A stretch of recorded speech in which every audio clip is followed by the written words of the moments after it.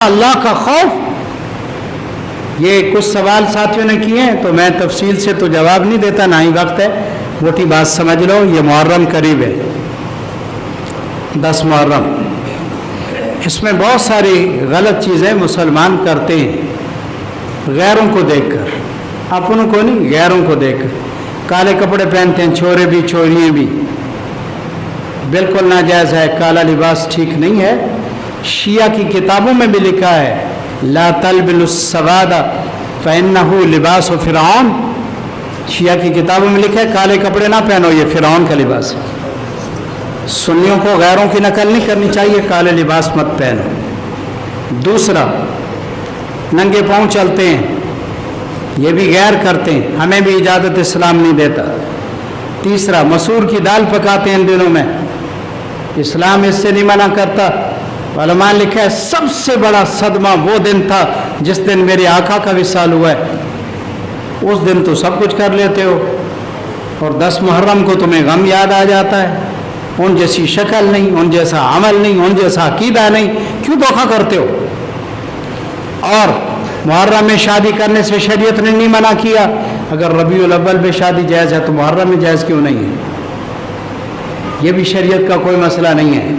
बाद लोग मरसिये सुनते हैं, सुनना हराम है, और मातम देखते हैं, हराम है।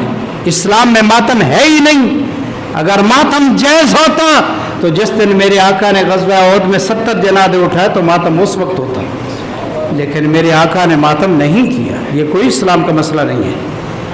इसी तरह बाज़ लोग दुलदुल के नीचे से गुजरते हैं, वो घोड़ा है, वो आपके पानी का मोहताज, चारे का मोहताज, वो आपके बांधने का मोहताज। अजीब बात है, सारा साल उस पर तांगा चला और इस दिनों में उसको खुदा बना लो। और बाज़ लोग ये जो ताज़िया बनाते हैं, ताज़ियों में न्याज़ें डालते हैं, और कुरान कहता है कि ये ऐसे है जैसा कि सामरी ने बनाई थी, एक बछड़ा बनाया था। ये बिल्कुल ठीक नहीं है। नज़र न्याज अल्लाह के लिए है, इसमें कोई न्याज़े म्याज़े नहीं है। और इनकी मजलिसों में शरीक होना, मजलिसें सुनना, वहाँ जाना और इस्लाम के ख़िलाफ़ हरकतों को देखना, आप भी बराबर के गुनाह में शरीक होंगे। एहतियात करनी चाहिए। और ये जो जुलूस है मुहर्रम में निकालते हैं जुलूस, सारे इसमें मुसलमान परेशान हैं। ये मुइज़्ज़त दौला एक बादशाह गुजरा है, सबसे पहले 300 तकरीबन 65 हिजरी में सबसे पहले हुकूमत के खर्च से उसने ये हरकतें कराई। दुकानें ज़बरदस्ती बंद कराई, खाने का बंदोबस्त किया, औरतों को बाहर निकाला, काले कपड़े पहनवाए, मरसिए वगैरह पड़े। तो हमारा दीन तो 1400 साल 1500 साल पुराना है। 350 साल के बाद जो काम शुरू हुआ हो, एक बदमाश बादशाह ने शुरू किया हो, ये दीन कैसे हो गया? हम क्या करें? तो शरीयत ने हमें 3 काम करने का हुक्म दिया। हम ये करें कि 10 मुहर्रम को रोज़ा रखें। क्या करें? ये जो हलीम शलीम पकाते, इससे पूछो कुरान सब पर रख कर कि कभी 10 रुपये मस्जिद में दिए? तो गैरों को खुश करने के लिए देगें पकाते हो, शर्म नहीं आती? खैरात सारा साल करो, कौन मना करता है? और ये मसला ज़हन में रखो, सबील लगाना इन दिनों में हराम है, हराम।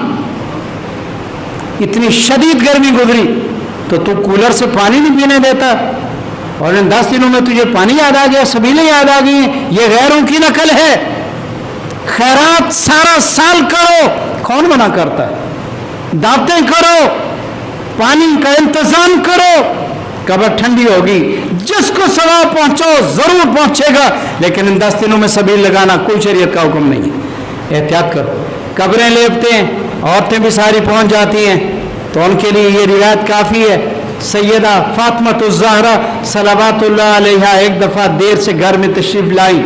मेरे आका ने पूछा, बेटी देर से क्यों आए हो? कहा, अबू जान वो जो औरत फौत हो गई थी, मैं अफसोस के लिए गई थी। फरमाया, मेरी बेटी कब्रिस्तान तो नहीं गए? कहा, अबू जान आपने रोक दिया, मैं कैसे जा सकती हूँ? तो मेरे आका ने फरमाया, अगर कब्रिस्तान चली जाती तो तुझे जन्नत की खुशबू भी अल्लाह सुगनी नसीब न करता। ये दीन है, दीन है। कुछ उलमा कब्रिस्तान जाना औरतों को मना है। और ये जो मुहर्रम में लिपाई करते हो, सारा साल फातिहा नहीं पढ़ते, बारिश आ जाए कब्र बैठ जाए तुम खबर नहीं लेते। اور محرم میں تمہیں قبریں یاد آ جاتی ہیں. یہ سب چکر ہے دوسرے لوگوں کا.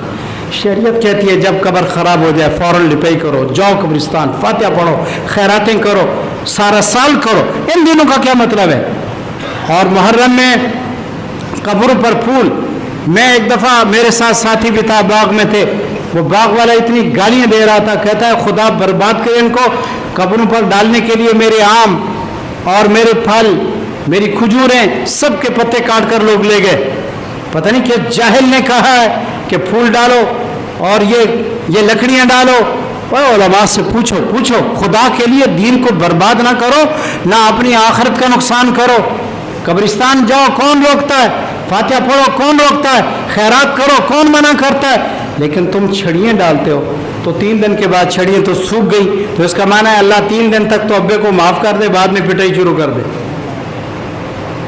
جو یہ کہتے ہیں کہ میرے آقا نے چھڑی رکھی تھی, وہ تو پوری بات سمجھی ہی نہیں. میرے آقا صلی اللہ علیہ وسلم گزر رہے تھے, مر بقبرین, 2 قبروں کے پاس. میرے آقا کو رب نے دکھایا کہ ان کو عذاب ہو رہا ہے, تو نبی برداشت نہیں کر سکے کہ میری امت کے لوگوں کو عذاب ہو. میرے آقا نے ان کا گناہ بھی بتایا, فرمایا اما لا یستتر عن بولی, ایک ان میں سے پیشاب سے نہیں بچتا تھا. وَأَمَّا الْآخَرُ فَيَمْشِي بِالنَّمِيمَةِ, دوسرا چغلیاں کھاتا تھا. قبر میں عذاب ہو رہا ہے, میرے آقا نے خود دیکھا, اللہ سے دعا مانگی, تو میرے اللہ نے فرمایا میرے نبی یہ کھجور کھڑی ہے, اس کو بلاؤ. حضور نے کھجور کو بلایا, وہ آ گئی. آپ نے اس کی چھڑی کو توڑا, اس کو چیرا. ایک حدیث میں آتا ہے قبر کے اوپر یوں گاڑ کر رکھا, گاڑا, اور ایک حدیث میں آتا ہے رکھ دیا. اور محدثین نے لکھا ہے نبی کے ہاتھ کی برکت تھی, نبی کی دعا کی برکت تھی. اللہ نے فرمایا ما لم یبسا, جب تک یہ سوکھیں گے نہیں تو آپ کی دعا ہے میں ان کو عذاب نہیں دوں گا. تو آپ جو قبروں پر یہ چیزیں رکھتے ہیں, آپ کو نظر آتا ہے کہ اندر پٹائی ہو رہی ہے؟ نبی کو تو اللہ نے دکھا دیا تھا, آپ کو نظر آتا ہے؟ شرم کرو. پھول ڈالتے ہو بزرگوں پر, کیا بزرگوں کو قبر میں عذاب ہو رہا ہے؟ اور میرے آقا نے تو کھجور کی چھڑی رکھی, تو کیکر, پتل, آم, ہر چیز تو ڈالتا ہے, ببری. خدا کا خوف کرو, ایسا حرام بھی نہ کھاؤ اور ظلم بھی نہ کرو, اس سے بھی بچنے کی کوشش کرو. تو 2 کام کریں. کیا؟ میرے آقا نے فرمایا محرم کا روزہ رکھو. محرم کا کیا رکھو؟ مدینہ منورہ میں میرے آقا آئے تو دیکھا یہودی روزہ رکھتے. فرمایا خیر ہے, روزہ کیوں رکھتے ہو؟ کہا اس دن فرعون کا بیڑا غرق ہوا تھا, موسیٰ علیہ السلام اور ان کے ساتھیوں کو اللہ نے بچا لیا تھا, ہم خوشی میں روزہ رکھتے ہیں. تو میرے آقا نے فرمایا اگر آئندہ سال میں زندہ رہا تو 2 روزے رکھوں گا.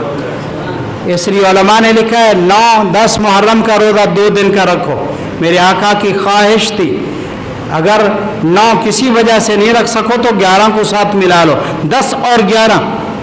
بلکہ فتاوی محمودیہ میں لکھا ہے کہ 1 روزہ رکھنا قرار سے خالی نہیں ہے, 2 روزے رکھو. تو ایک تو یہ کرو, دوسرا خیرات کرو جتنا توفیق دے اللہ. اور خیرات ہر وقت کر سکتے ہو, اور ہر نماز کے بعد 3 دفعہ قل هو اللہ یا 11 دفعہ قل هو اللہ پڑھو. یوں دعا کرو اللہ اس کا ثواب رسول اللہ صلی اللہ علیہ وسلم کو پہنچا دے, اور آپ صلی اللہ علیہ وسلم کی برکت سے آدم علیہ السلام سے لے کر اب تک جتنے مسلمان شہید ہوئے, شہدائے کربلا, شہدائے احد, شہدائے حنین, شہدائے یمامہ, جتنے بھی شہید ہوئے ہیں, اللہ ان کا ثواب ان کو پہنچا, سب مسلمانوں کو پہنچا, ثواب پورا پہنچے گا. تیری دیگیں پکڑانے کا ثواب نہیں پہنچے گا, تیرے کچھ پڑھنے سے ثواب پہنچے گا. اور انشاءاللہ ہم دعا کے وقت بھی سب کے لیے دعا کریں گے. اللہ تعالی ہم سب کو دین کی سمجھ دے, اللہ عمل کی توفیق دے. وآخر دعوانا الحمدللہ.